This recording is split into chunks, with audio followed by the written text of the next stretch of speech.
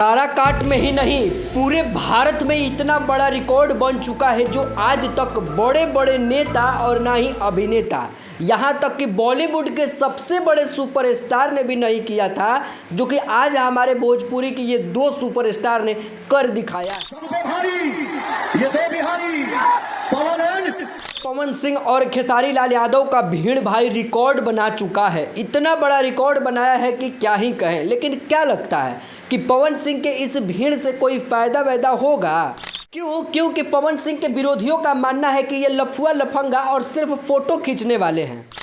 अगर खेसारी लाल भैया पहुंच गए वो दिन मोहर मारा गया।